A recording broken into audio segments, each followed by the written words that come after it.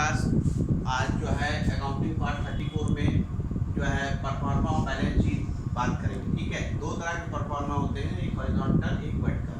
ठीक है, अब जो है बैलेंस शीट में अगर आप ये देखिएगा तो ये वाला जो है horizontal form of balance sheet है और ये इन ऑर्डर ऑफ लिक्विडिटी तैयार है। लिक्विडिटी का मतलब हुआ कि जो लिक्विड एसेट्स हो जो बहुत जल्दी कैश में कन्वर्ट हो जाती है वो पहले दिखाई जाती है। जैसे ये देखिए, ये दोनों लिखी हुई करंट लायबिलिटी करंट एसेट। ठीक है, इसमें सबसे पहले एक और होता है जिसको कहते हैं ऑर्डर ऑफ परमानेंस। उसमें कुछ नहीं होता है, उसमें सिर्फ ये होती है कि करंट लायबिलिटी को इधर लिख दिया जाता है, कैपिटल को ऊपर कर दिया जाता है। इसी तरह से इसमें फिक्स्ड एसेट्स को ऊपर कर दिया जाता है, करंट एसेट को नीचे कर दिया जाता है, उसको कहते हैं ऑर्डर ऑफ परमानेंस। ठीक है, लेकिन नॉर्मली या बाय डिफॉल्ट जो है इन ऑर्डर ऑफ लिक्विडिटी होता है। अब इसमें क्या होता है, इसमें जैसे हम लोग जो है पर्टिकुलर अमाउंट वो लिखते थे वो नहीं लिखते, इसमें लायबिलिटीज अमाउंट और एसेट अमाउंट इस तरह से इसमें लिखा जाता है। ठीक है, लायबिलिटी हमेशा इधर, एसेट हमेशा इधर, उल्टा ना करिएगा कभी। ठीक है, फिर लायबिलिटी मतलब क्या क्या आपको दूसरों को देना है, एसेट मतलब क्या होता है कि आपके पास क्या क्या संपत्ति है, ये सब के बारे में बता चुके हैं। अब सबसे पहली बात है करंट लायबिलिटी। करंट लायबिलिटी के अंदर भी ये कुछ चीजें आती हैं, आने बहुत सारी चीजें आती हैं, लेकिन ये कुछ मेन चीजें हैं। ठीक है, इसमें सबसे पहली जो है वो बैंक ओवरड्राफ्ट है।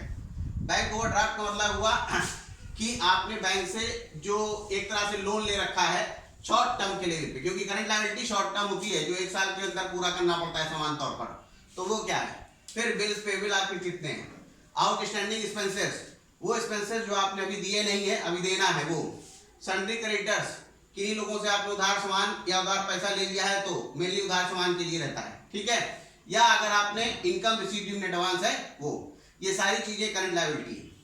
फिर लॉन्ग टर्म लॉयल्टी में लोन भी आ जाता है और अगर कंपनी के बेस पे चलेंगे तो यहाँ पे डिवेंचर भी लिख दिया जाता है। ठीक है, फिर कैपिटल मतलब आपकी क्या पूंजी है, कितना ओपनिंग बैलेंस था, उसमें जो नेट प्रॉफिट हमने निकाला था नॉर्मल अकाउंट से, अभी लास्ट टाइम पे profit trading and profit loss account से वो जो नेट प्रॉफिट आएगा तो उसको जोड़ दिया जाएगा। अगर मान लीजिए लॉस आएगा तो माइनस कर दिया, कोई एक चीज आएगी।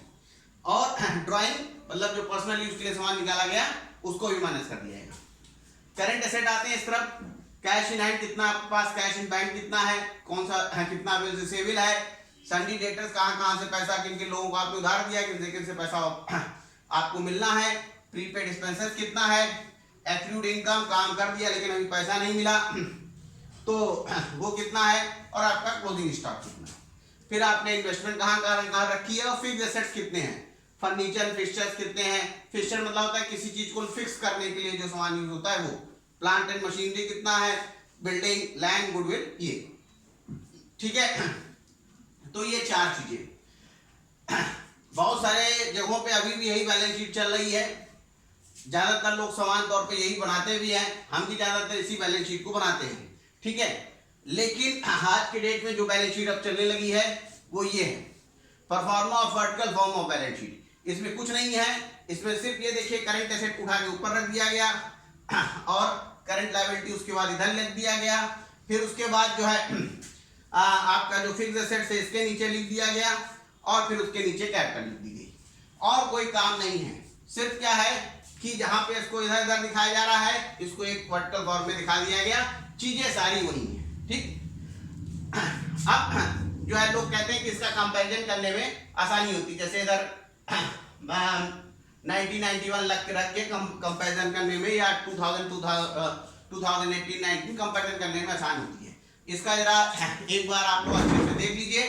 और जैसे सारी चीजें वही हैं, जैसे करंट एसेट में स्टॉक इन ट्रेड सन्डी डेटर सारी चीजें वही लिखी है। टोटल करंट एसेट जोड़ लिया, फिर उसमें से लायबिलिटी माइनस कर दिया, टोटल करंट लायबिलिटी माइनस हो गई। फिर net working capital, current asset में से करंट लायबिलिटी माइनस करके नेट वर्किंग कैपिटल आ जाती है। फिक्स्ड एसेट्स कितनी हैं वही सारी आ गई, goodwill land building plant machinery investment. फिर total fixed asset capital employed कितनी है, फिर लॉन्ग टर्म लायबिलिटी कितनी है, डिवेंचर लोन ये सब। फिर टोटल लॉन्ग टर्म लायबिलिटी कितनी आई। नेट एसेट उसमें owner capital, reserve and surplus and share holder fund, ये अगर कंपनी बेसिस पे चल रहे हैं तो होगा। ठीक है, तो इस बेसिस पे आप देख सकते हैं कि हमने दोनों प्रकार की बैलेंस शीट आपको समझा दिया।